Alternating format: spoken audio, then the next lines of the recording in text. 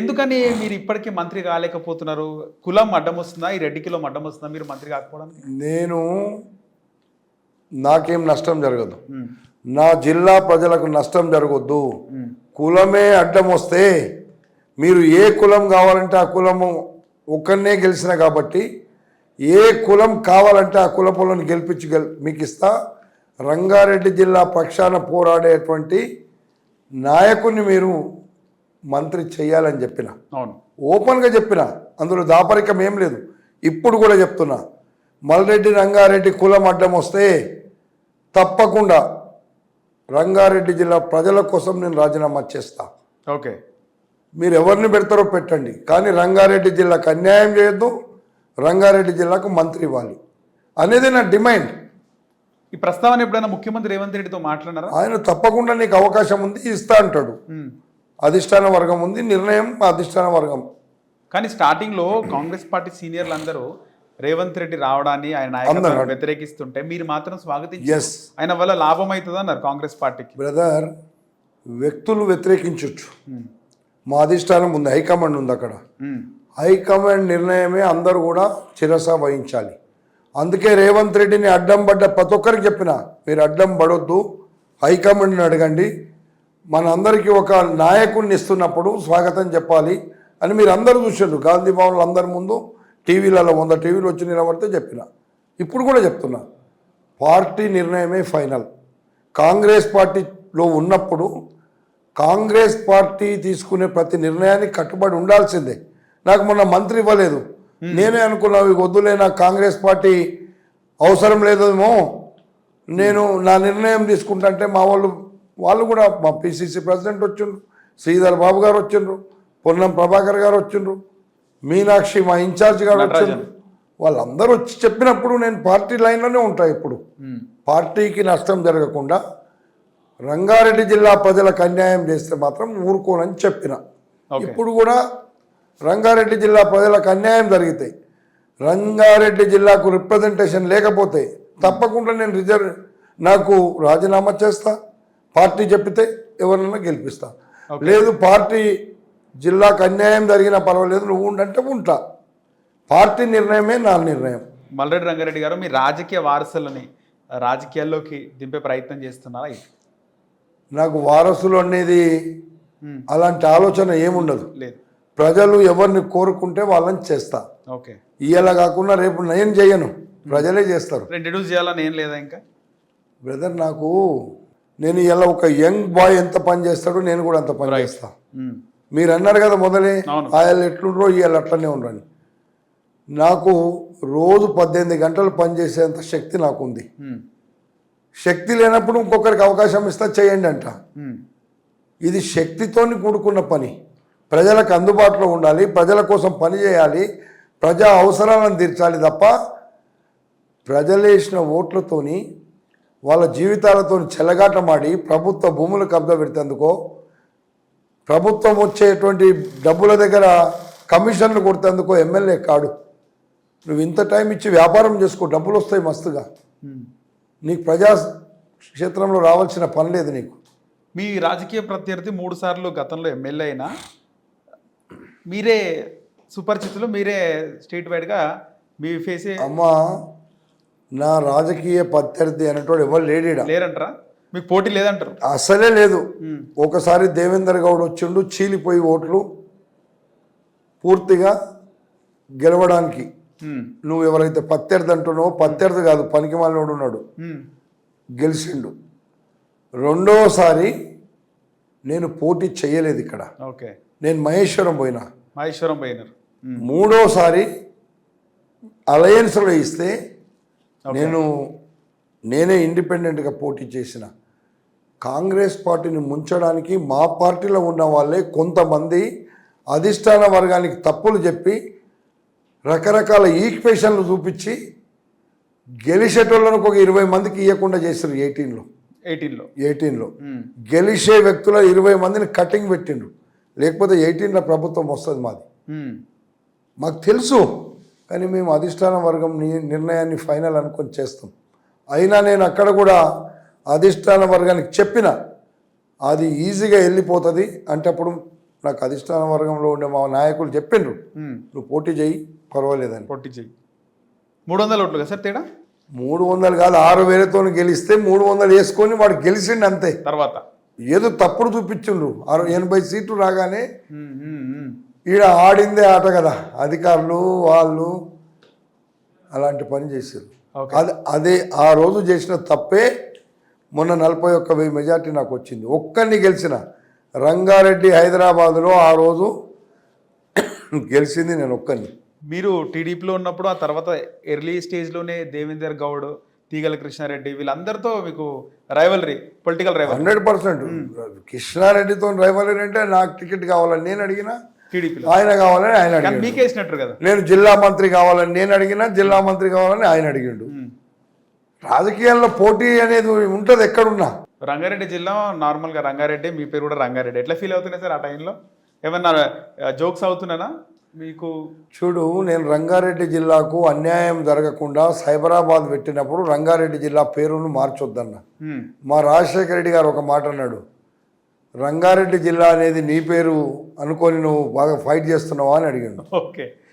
అన్నా నేను కాదు, రంగారెడ్డి జిల్లా ప్రజలు ఒక పేరు పెడితే అమ్మా నాన్న పేరు పెట్టిన దాన్ని మారిస్తే ఆ పేరును మారిస్తే మార్చినట్టు కాదు, అది ప్రజలలో ఒక సెంటిమెంట్ ఉంటుంది, మార్చకండి అని చెప్పిన.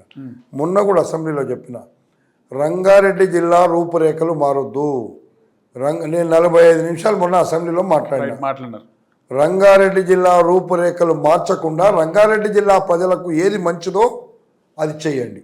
నేను గ్రేటర్ రంగారెడ్డి చేయమని అడుగుతున్నా, ఇప్పుడు కూడా అడుగుతున్నా. ఇప్పుడు కూడా మా ముఖ్యమంత్రి గారిని అడిగిన, గ్రేటర్ రంగారెడ్డి, గ్రేటర్ హైదరాబాద్ మీరు చెయ్యండి. ఇప్పటికే రంగారెడ్డి చీలిపోయింది. ఒకటి వికారాబాద్ అయింది, ఒకటి మేడ్చల్ అయింది. ఇంకా ఉన్నదాన్ని చీల్చకండి, హైదరాబాద్లో కలపకండి. ఉన్న రంగారెడ్డిని ఒకటి హైదరాబాద్, గ్రేటర్ హైదరాబాద్ ఉంది, గ్రేటర్ రంగారెడ్డి చేయండి.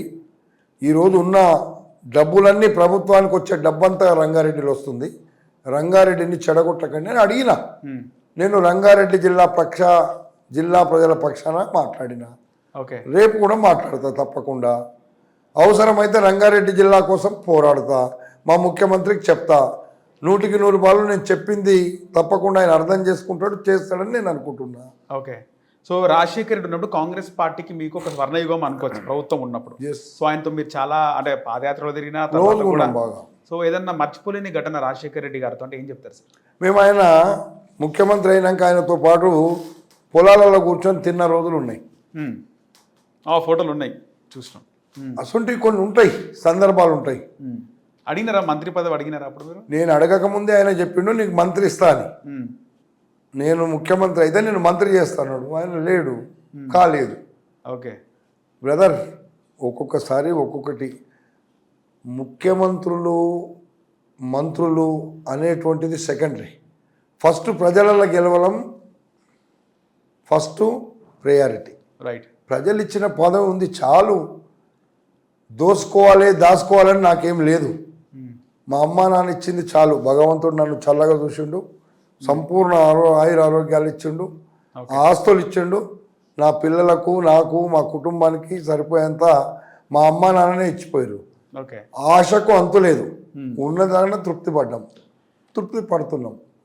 ఓకే. సో ముఖ్యంగా మీ గురించి మాట్లాడుకోవాలంటే మీరు ఇంద్రారెడ్డి గారు ఒకటేసారి సర్పంచ్, మాజీ దివంగత హోంమంత్రి. సో ఆయన మీరు స్నేహితులా సార్ అప్పటి నుంచి?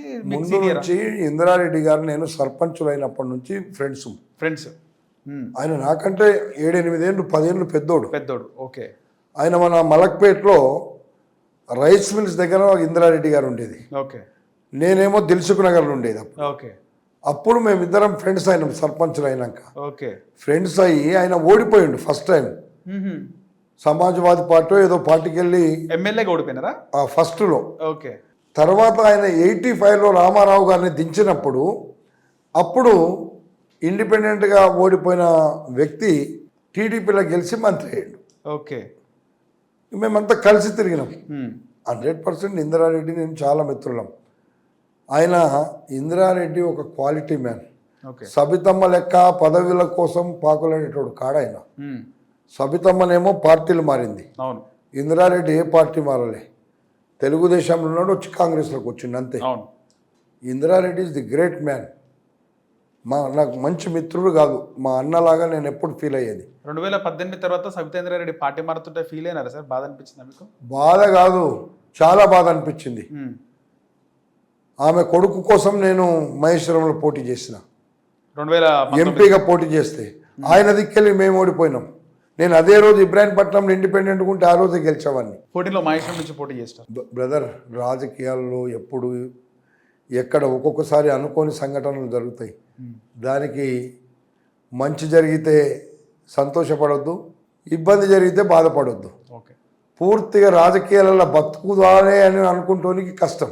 తీగల కృష్ణారెడ్డి గారు మీరు సమకాలీకులా సార్ ఇద్దరు? ఆయన నాకంటే చాలా పెద్దోడు. ఇద్దరు ఓకే. మాకంటే చాలా సీనియర్. మహేందర్ రెడ్డి గారు చిన్నోళ్ళు, మాజీ మంత్రి మహేందర్ రెడ్డి. మహేందర్ రెడ్డి నేను సేమ్ ఏజ్ వాళ్ళం. Same age. అవును. ఓకే, మీరు ఇద్దరే బాగున్నారు ఎన్టీఆర్ గారు చనిపోయినప్పుడు. అవును, మహేందర్ నేను ఇద్దరం కూడా మంచి ఫ్రెండ్స్ అప్పటి నుంచి కూడా, ఇంద్రారెడ్డితోనే. మహేందర్కు నాకు ఏమి ఇబ్బంది లేదు అప్పుడు. ఓకే, మాకు ఇబ్బంది ఉన్నదంతా అప్పుడు దేవేందర్ గౌడ్కు మాకు కొన్ని రోజులు జిల్లాలో టీడీపీ వరగపోరు ఉండేది, ఉమ్మడి జిల్లాలో. మీరు ఉండలేరా? ఆయనతో ఉండలేరు, ఆయనతో పాటు ఉండలేరు. నేను ఇంద్రారెడ్డితో ఉన్నాను. ఆ తర్వాత మేము అంతా ఎన్టీ రామారావుతో ఉన్నామండి, ఎవరితో లేము. ఎన్టీ రామారావు చచ్చిపోయినాక పార్టీ మారినాం. సో ఆమె ఎన్టీఆర్ గారు ఉన్నప్పుడు లక్ష్మీపార్వతి గారు గిఫ్ట్ ఇస్తే చాలా మందికి మంత్రి పదవులు ఇచ్చినారని ఒక టాక్ ఉంది. అప్పుడు ఎట్లుండే సార్ మీరు? నేను ఎవరిని గిఫ్టులు ఇవ్వలేదు, అడగలేదు. గిఫ్టులు ఇచ్చి పదవులు తెచ్చుకునే అలవాటు నాకు లేదు. ఓకే, అట్లా గిఫ్టులు ఇచ్చి పదవులు తెస్తే ఇప్పటికి ఎప్పుడో మంత్రి అయిపోతుండేమో. మరి నాకు అట్లాంటి అలవాటు లేదు. మరి ఇచ్చేదేవడో తీసుకుంటేవాడో నాకు తెలియదు. నేను ప్రయత్నం కూడా చెయ్యను. సో కేసీఆర్ తెలంగాణ వచ్చిన తర్వాత కేసీఆర్ పాలనకు రేవంత్ రెడ్డి పాలనకు తేడా అంటే ఏం చెప్తారు? రేవంత్ రెడ్డి ప్రజాపాలన చేస్తుండు, కేసీఆర్ ప్రజా వ్యతిరేక పాలన చేసిండు. అంటే ఆయన మంచి సంక్షేమ పథకాలు ఇచ్చినాడు, ఎప్పుడు ఇవన్నీ పథకాలు ఇచ్చారని కొంతమంది ప్రజలు బాగా బహిరంగంగా మాట్లాడుతుంటారు. 7 లక్షల కోట్లు ఎక్కడ పెట్టిండు అప్పు చేసి? అది చెప్పండి. నువ్వు ఇచ్చినావు, ఎవరికి ఇచ్చినావు? ప్రజలకు అందలే నువ్వు ఇచ్చినాయి. మేము ఇచ్చే ప్రతి పథకం ప్రజలకు అందిస్తున్నాం. మేము దగ్గరుండి ఇందిరమ్మ ఇండ్లు అందిస్తున్నాం, రేషన్ కార్డులు అందిస్తున్నాం, పేదోళ్లకు ఇండ్లు కట్టిస్తున్నాం. ఇవన్నీ ఎన్నో పథకాలు ఇచ్చినాం. కొన్ని చెప్పినాడు అంటే ఫ్రీ బస్, ఇవన్నీ ఉచిత కరెంట్, ఇవన్నీ ఉన్నప్పటికీ కూడా కొంతమందికి స్కూటీలు ఇస్తాడు, పెళ్లిలకు తులం బంగారం. నేను చెప్పినా కదా, ఇంకొకటి 2 ఇచ్చేది ఉంది, అది కూడా చేస్తాం. ఓకే, ఇయ్యాల కాకపోతే రేపు చేస్తాం. మేము వచ్చేనాడికి 7 లక్షల కోట్ల అప్పే లేకపోతే మేము అన్నది మాట తప్పకుండా ఇప్పటికే ఇచ్చేవాళ్ళం. అయినా మాట నిలబెట్టుకోవడానికి రాబోయే రోజులు ఇస్తాం. సార్, మీరు ఎంతో మంది ముఖ్యమంత్రులను చూస్తున్నారు, ఎన్టీఆర్ గారి దగ్గర నుంచి ఇప్పుడు రేవంత్ రెడ్డి వరకు. అందరికీ రేవంత్ రెడ్డికి తేడా ఏంది అంటే ఏం చెప్తారు? ఏముందంటే రేవంత్ రెడ్డి అనేటువంటి వ్యక్తి కష్టపడేటువంటి తత్వం ఉంది, తప్పును తప్పుగా ఎత్తి చెప్పేటువంటి తత్వం ఉంది. కొందరికి నచ్చవచ్చు, కొందరికి నచ్చకపోవచ్చు. రేవంత్ రెడ్డి ముఖ్యమంత్రిగా 100కి 100 వాళ్ళు పాలనలో సక్సెస్ అయ్యిండు. ఉండొచ్చు కొంతమందికి పదవులు ఇవ్వకుండా బాధ ఉండొచ్చు, కొంతమందికి పదవులు రానోడు అనుకున్నోడు కూడా వచ్చి సంతోషపడుతూ ఉండొచ్చు. రకరకాలుగా ఉంటాయి. దానికి రాజకీయాల్లో దాన్ని సరి చేసుకుంటూ పోవాలంతే. ఓకే, మీరు ఫస్ట్ టైం రేవంత్ రెడ్డి గారిని ఎప్పుడు చూసినారు కాంగ్రెస్ పార్టీలకు వచ్చే ముందు? అరే, రేవంత్ రెడ్డి గారు మలక్పేటలో ఉండేది, మేమంతా కలిసే ఉండేది. ఓకే, ఆయన జెడ్పీటీసీ కాకముందే నాకు, అంతకుముందు నుంచే మేము మంచి కలిసి ఉన్నాం. అప్పటి నుంచి పరిచయం మీకు? ఎప్పటి నుంచో పరిచయం. ఓకే, వాళ్ళంతా మా వాళ్ళే కదా ఇక్కడ. ఏమంటున్నప్పుడు ఫస్ట్ మిమ్మల్ని కలిసినప్పుడు ఏ విధంగా మాట్లాడుతుండే అప్పట్లో? అరే, మేము రేవంత్ రెడ్డి అనేటువంటి వ్యక్తి జెడ్పీటీసీ కాలే. ఓకే, అప్పటికి మేము రెగ్యులర్ ఎక్కడో దగ్గర కలుస్తుంటే. మీ చుట్టాలేమని అవుతారా రేవంత్ రెడ్డి గారు? అనుకుంటే అందరు చుట్టాలే బ్రదర్. మేము చుట్టాలు లేనోడు కూడా చుట్టాలు అనుకుంటారు. అందరం చుట్టాలు ఏదో రకంగా అయితేనే ఉంటాం, కాకుండా ఏదో ఎవరికైనా ఉంటుంది అట్లాంటిది. అందులో నేను ఒకరిని ఉండొచ్చు. ఓకే, కానీ చుట్టరికమనో ఏదే రాజకీయాలలో కాంగ్రెస్ పార్టీకి అండగా ఉంటాం, కాంగ్రెస్ పార్టీ పక్షాన పేద ప్రజలకు ఆదుకుంటాం. ఓకే, నా స్లోగన్ అది. సో మున్సిపల్ ఎన్నిక వేళ టైం ఆల్మోస్ట్ 7 అవుతుంది, 7 దాటిపోయింది. ఇంకా ప్రచారాలు ఎలా జరుగుతున్నాయి సార్? ఎట్లుంటుంది అంటారు? కాంగ్రెస్ పార్టీ విజయం ఎట్లుంటుంది అంటారు? ఈడ 24 సీట్లు, 25,000 ఓట్లు. తప్పకుండా ఈడ అత్యధిక సీట్లను గెలుచుకుంటాం. కాంగ్రెస్ పార్టీ జెండా ఇబ్రాహీంపట్నం మున్సిపాలిటీ మీద పెట్టేస్తాం. అందులో ఏం అనుమానం లేదు. ఇక్కడ 225 కోట్ల రూపాయలు అభివృద్ధి కార్యక్రమాలు ఇచ్చిన, సంక్షేమ కార్యక్రమాలు అలగు, మళ్ళా 100 పడకల హాస్పిటల్ కడుతున్నాం. ఓకే, ఇబ్రాహీంపట్నం కట్టకు 20 కోట్లు ఇచ్చినాం. రోడ్ల కోసము, ఇంటర్నల్ రోడ్ల కోసం, మెయిన్ రోడ్ల కోసం 100 కోట్లు ఇచ్చినాం. ఇలాంటి కార్యక్రమాలు చేస్తున్నాం మేము. ఓకే, ఎన్నో కార్యక్రమాలు. ఇక్కడ ఇబ్రాహీంపట్నం రూపురేఖలు మారుస్తా, ఇబ్రాహీంపట్నం దీపం కింద చీకట్లాగా ఉంది, ఇబ్రాహీంపట్నం ప్రజలలో వెలుగు నింపుతా అని ఎన్నికల ముందు ఏం చెప్పినో అదే అమలు చేస్తా. ఓకే. సో ఇప్పుడు మళ్ళీ ఎన్నికలు వస్తే బీఆర్ఎస్ గెలుస్తుంది, ఉన్నపల్లంగా ఎన్నికలు వస్తాయి అని చెప్పి బీఆర్ఎస్ ఇబ్రాహీంపట్నంలో దరిదాపుల్లో మొన్న గట్టిగా మేము కొట్టకపోయింది. ఇప్పుడు ఏం కొట్టకుండా కొట్టకపోతుంది, గాలిలో కొట్టకపోతారు. అలాంటి పరిస్థితి ఇబ్రాహీంపట్నంలో ఉంది. ఈరోజు మల్రెడ్డి రంగారెడ్డి ఇప్పుడు ఎన్నికలలో కంటెస్ట్ చేస్తే 100% మల్రెడ్డి రంగారెడ్డికి ఓటేస్తారు ఇక్కడ ప్రజలు. మీరు తెలుసుకోండి. నా గొప్పతనం నేను చెప్పడం లేదు, మీరు తెలుసుకోండి. సో ఖచ్చితంగా రాబోయే రోజుల్లో ఒకసారి మీరు మంత్రిగా మిమ్మల్ని చూడాలని హిట్ టీవీ నుంచి ప్రత్యేకంగా కోరుకుంటూ ధన్యవాదాలు. థ్యాంక్ యూ బ్రదర్, నమస్కారాలు. మీకు టైం ఇవ్వలేకపోయినా మళ్ళొక్క రోజు తప్పకుండా పేద ప్రజల సంక్షేమం కోసం, ఈ రాష్ట్ర అభివృద్ధి కోసం, మా రంగారెడ్డి జిల్లా ప్రజల సమస్యల పరిష్కారం కోసం పూర్తిగా టైం ఇస్తా. మీ దగ్గర అన్ని చెప్తా. నాకు ఈరోజు ఎన్నికల ప్రచారంలో వాళ్ళు వెయిట్ చేస్తున్నారు, అందుకే నేను టైం ఇవ్వలేకపోయినా. మీ అందరికి నమస్కారం, thank you. Hit TV app, ఇందులో short news, live news, entertainment shows, movies, digital magazines తో పాటు మీ జిల్లా వార్తలను కూడా ఫ్రీగా చూడొచ్చు. ఇంకెందుకు ఆలస్యం, వెంటనే హిట్ టీవీ యాప్ ని డౌన్లోడ్ చేసుకుని ఫ్రీగా ఎంటర్టైన్మెంట్ పొందండి. Hit TV app. Hit TV app. Please download hit TV app. Hit TV app ని ఫ్రీగా డౌన్లోడ్ చేసుకొని ఎంజాయ్ చేయండి. మీకు నచ్చిన ఎంటర్టైన్మెంట్ కోసం హిట్ టీవీ యాప్ ని ఫ్రీగా డౌన్లోడ్ చేసుకొని ఎంజాయ్ చేయండి. హిట్ టీవీ యాప్ ని డౌన్లోడ్ చేసుకుని ఆస్వాదించండి, ఆశీర్వదించండి. ఇంతమంది సెలబ్రిటీలు హిట్ టీవీ యాప్ ని డౌన్లోడ్ చేసుకోండి అని చెప్తున్నారంటే ఎంత మంచి యాప్ ఆలోచించండి. అమెరికా అమెరికా అమెరికా అమెరికాలో చదవాలనుకునే వాళ్ళకి విశ్వసనీయమైన పేరు మన శౌర్య కన్సల్టెన్సీ. UK లో 1 year masters, UK లో 1 year masters, 2 years work permit up to 5 years visa. Contact Saurya Consultancy. Contact 89851 89851.